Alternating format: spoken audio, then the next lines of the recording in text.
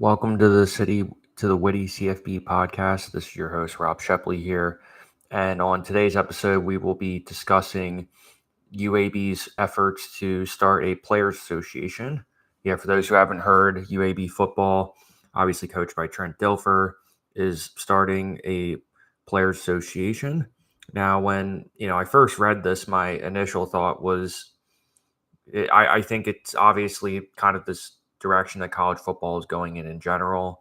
It's always kind of seemed like it was inevitable for that sort of thing to happen. Let's face it. There always been kind of back and forth between whether or not players should just be flat out compensated. Should they form a union? And there's a bunch of legality elements to it too. But for this episode, we'll just be discussing just kind of initial thoughts and what exactly that means for college football as a whole, and more particularly for UAB.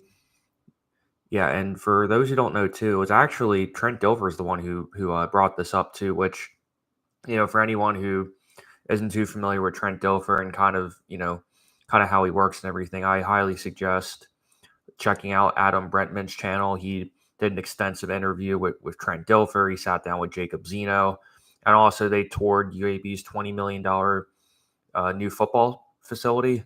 Definitely a must read, a must watch, because it was definitely intriguing, especially, in the sense that a lot of the, Group 5 schools don't really get a lot of attention. And especially for the long-term development of college football, I do think it is beneficial that, these programs like the UABs, like the Sun Belt Conference, and all those sort of schools get highlighted whenever possible. So at least to me, it's, really positive to see. And, definitely there's a lot of questions that haven't been answered. But I'm going to read an excerpt from ESPN's article just so everybody kind of gets a glimpse of what I'm reading here. Okay, UAB football players say their entire roster signed up for athletes.org, making them the first Division I football team to publicly join the Players Association. They were introduced to the group by Trent Dilfer. He gathered his team for a voluntary meeting. And then here is a quote from Jacob Zeno. In a way, we've been cheated out of money and decisions are being made behind our back. It's not really fair because we do so much for the sport, for the school, and for the conference. We should at least deserve to know what's going on and what decisions are being made. And obviously, UAB hasn't, the school itself hasn't really commented.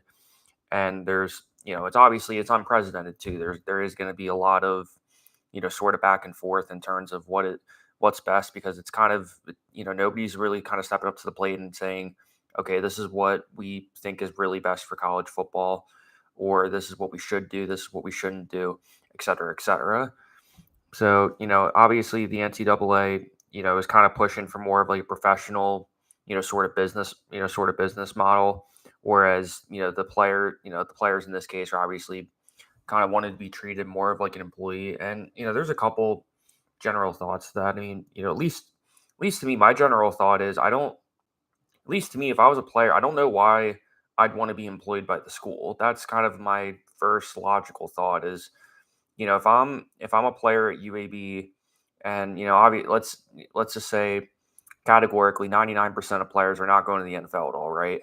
So if I'm one of those players and maybe I'm a starting offensive lineman or a starting tight end, the first thing I'm kind of thinking to myself is, how can I get my 4-year degree, play some football, then get out of there and obviously prepare for the rest of my life? And I think if I'm a player on a team, I don't think I'd want to be tied down to being employed somewhere. Because I think obviously if you're going to have some sort of model where you're a part of a player association, by definition, I would imagine you would have to be an employee.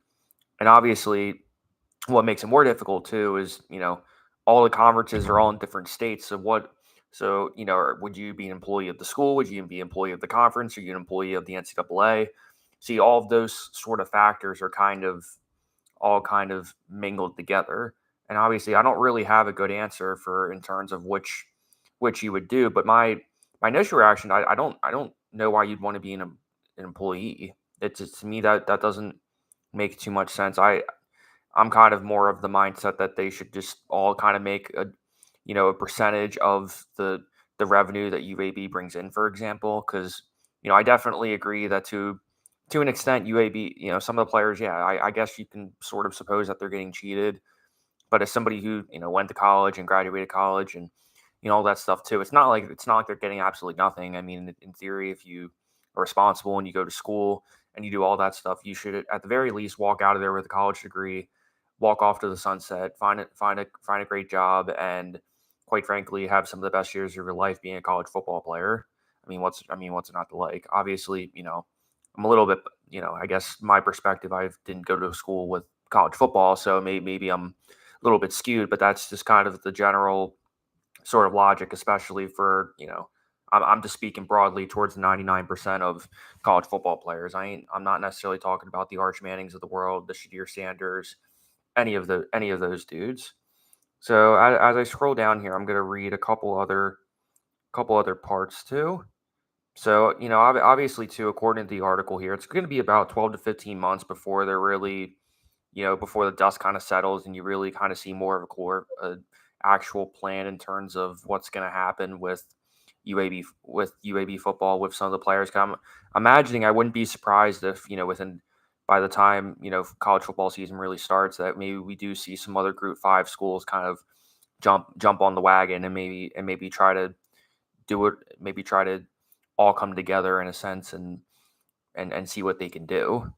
Now, I guess there's a couple layers to it because for one, obviously, the NCAA has a boatload of lawsuits right now, particularly with the antitrust lawsuits, and for what I've heard, it definitely seems like that they possibly could come to some sort of settlement. So I'm not an attorney, and I don't know in terms of you know, how that would all kind of work. But I would imagine that, two things would happen. One, it's going to cost the NCAA a boatload of money. Obviously, I would be curious in terms of, how much money does the NCAA just have kind of stockpiled away? I mean, you've had a great gig for a long time. You're kind of the overseer of college athletics. You get a nice kickback from all the conferences, and you're kind of more or less kind of the facilitator. And especially when you do hear a lot of head coaches, particularly the most broadly spoken about one was when Chip Kelly was kind of talking about the Super Conference League. Maybe I'll post a link to that, but Chip Kelly's comments on that were kind of intriguing too. But especially when the NCAA doesn't really have much room to stand on anymore, and then if he possibly loses this lawsuit, it definitely kind of makes you wonder how college football in general is really going to be shifting in terms of if a player association makes the most sense, or you kind of do a professional business model, or if it's more of, well, the conferences are all kind of their own entities, and then they kind of have agreements to play each other. I mean, either way, I definitely think in some degree there has to be some sort of coming together between the players, the schools, and the conferences. It's just more or less of, hey, do we want it to be more of a, the NCAA is kind of the overseer, or do we want to kind of balance it out so that the Power Five schools are doing their thing, Group 5 schools are doing their thing, and the FCS schools are doing their thing, or do we want to do it more of kind of a, or do you want to kind of do more of a collective bargaining sort of thing, kind of like what the NFL does too, because each sport is kind of their own thing too, in terms of how exactly they organize and everything, and what exactly they kind of set it all together. But yeah, I definitely think this is pretty surprising to say the least. I mean, I was I'm not totally surprised that it came from Trent Dilfer, because as someone who watched all those videos with Adam Brentman, and just how genuine and enthusiastic he is, it definitely, at least from my eyes, it definitely made me want to watch a little UAB football this year, especially considering all of the kind of trials and tribulations that UAB football went through, particularly in the mid 2010s, where the football program got shut down, and then a bunch of people came together and kind of rectified the program, and now they're actually doing halfway decent. I mean, obviously, Trent going from being in the studio to all of a sudden, coaching out there. Obviously, it's way different in terms of doing all that, but it'll be exciting to see kind of how all that turns out.